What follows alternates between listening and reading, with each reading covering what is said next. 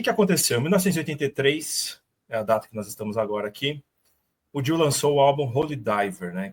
Qual é o contexto dessa época? Ele tinha saído recentemente do Black Sabbath, ele teve um desentendimento com o Tony Iommi lá na produção do álbum do Sabbath na época. Live Video. Exatamente isso. E eles se desentenderam e o Dio saiu da banda, né? E aí o Dio falou, vou fazer um trampo meu aí.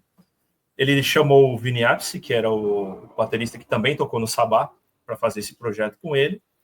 E assim, o Holy Diver, galera, ele é interessante porque, você vê, o Léo acabou de trazer para a gente o The Number of the Beast, que para 1982, que foi o lançamento do The Number, era um metal extremamente avançado, tá?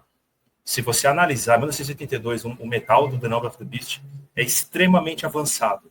E em 1983, o Dio ele traz um álbum, que inclusive foi o próprio Dio que produziu, tá, o Holy Diver.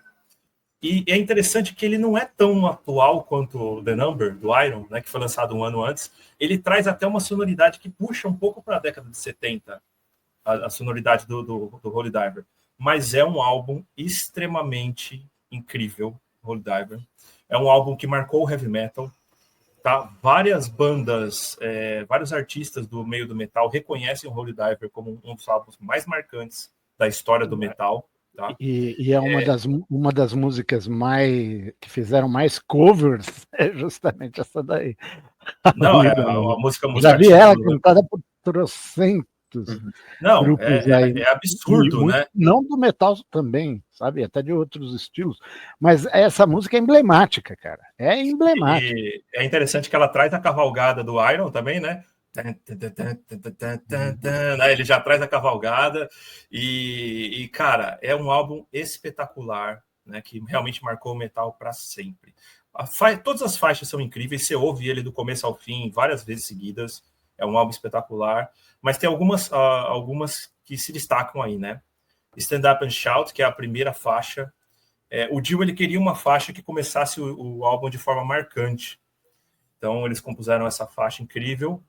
A própria Holy Diver, Caught in the Middle, que é uma música extraordinária. Ela já não é tanto heavy metal, né? Ela já é mais um hard rock ali, mas ela é muito boa. Don't Talk to Strangers, que, pelo amor de Deus, que música é essa? Tá? É absurda, né? E a mais pop de todas, que é Rainbow in the Dark, tá? Rainbow in the Dark é uma faixa impressionante, assim, porque ela também tem uma pegada meio hard rock, ela tem uma pegada muito pop, e né, ela tem um solo espetacular. O solo dela é um show à parte. E é interessante que o próprio Dio ele quis tirar essa faixa do álbum, porque ele achava muito pop. Ela tem aquele ainda bem, né? Que ele não tirou. O tecladinho, ele achava aquele tecladinho muito pop. Ele, não, vamos tirar essa faixa do álbum e tal. E os próprios integrantes da banda falaram, cara, pelo amor de Deus, não tira. E aí acabou ficando, tá? Então, realmente um álbum muito influente. E a capa, né? A capa do álbum é muito polêmica, né? Eu olhava porque eu era criança, meu pai tinha esse LP, e eu olhava aquilo e falava, meu Deus, o diabo afogando o padre no lago. E eu tinha até medo daquela capa, né? E assim, depois eu fui descobrir que não era exatamente o diabo, né? O Dio tinha todo um mascote que foi seguindo álbum após álbum, assim como o Iron tinha o Ed. O Dio desenvolveu um mascote que é chamado de Murray, para quem não sabe, então não é o diabo, né? É um mascote chamado Murray. Existe toda uma história para esse mascote. Depois vocês podem pesquisar. Existe toda uma história, tem uma mitologia em volta aí da onde ele veio e tal, né? Mas não é exatamente o diabo ali. E o próprio Dio ele disse que essa capa, ela não era exatamente ali o padre estava sendo torturado ali. Ele disse que tem duas formas de você interpretar que o próprio padre poderia ser o culpado ali também, entendeu? Então, tipo, ele estava ali passando por aquilo porque ele tinha muita culpa no cartório para ter chegado ali, entendeu? Então tem duas formas de você olhar a capa do álbum ali, né? E outra coisa interessante sobre a capa também é que essa não é a capa original, tá? Eles idealizaram uma capa anterior onde o padre estaria preso numa cruz na capa. E aí seria uma coisa de a própria mais gravadora falou. Manga. Aí ela fala, não, isso tá muito pesado, isso tá muito tal. E aí o desenhista lá, o artista, desenvolveu essa outra versão para a capa, que também, sinceramente, é pesada pra caramba. Então, acho que trocou 6 por meia dúzia ali, né? Já, né, enfim, e no geral, pessoal, em termos de mensagem, o álbum, ele retrata mais o momento que o Dio estava passando, tá? Então, esses momentos que o Dio saiu do Sabá e começou essa carreira solo foram momentos muito marcantes na vida do Dio, e ele usou isso nas letras, tá? Então, basicamente, questões, a própria letra Holy Diver, ela fala sobre você não confiar, que as aparências enganam, basicamente é isso, né? E outras letras que falam de você não pode confiar nas pessoas, don't talk to strangers, né, e tal. Então, basicamente, é sobre isso que se trata o álbum, né? Não é nenhuma questão satânica, vamos dizer assim, é mais uma questão pessoal do Dio, de em quem que ele podia confiar e de uma questão que ele estava passando ali.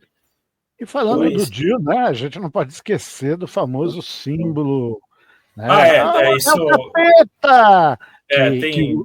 segundo o Dio, era a avó dele que fazia isso para Satanás. Muito bem trazido aí. Espantar o demônio, não para trazer. Você trouxe muito bem esse ponto que eu tinha esquecido de trazer, mas o que acontece?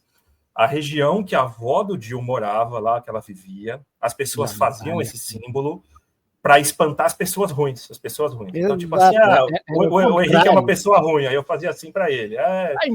Então, a ideia era essa, tipo, espantar as pessoas ruins. E aí o Dio cresceu com a avó dele fazendo esse símbolo, e o que aconteceu? Quando ele entrou no Black Sabbath, ele queria ter uma marca dele que fosse diferente do Ozzy, porque o Ozzy era uma figura muito forte no Black Sabbath, que começou tudo e tal, e o Dio queria uma marca dele também. E aí ele começou a fazer esse símbolo nos shows. E, assim, incrivelmente, foi adotado pela galera, assim, o símbolo do rock no geral, né? Então, o chifrinho é um símbolo do rock, que na verdade, então, não é tipo o símbolo do demônio, é um símbolo para espantar as pessoas ruins, né? Então, fica aí, galera, para a sua tia que acha que é aquilo dos Então, fica aí. Então, né, muito bem, Henrique. Não é do demônio. Muito bem lembrado aí, galera. É isso. Gostou deste corte? Então assista o episódio completo e se inscreva em nosso canal. O link está na descrição. Peter, já falei da do teto!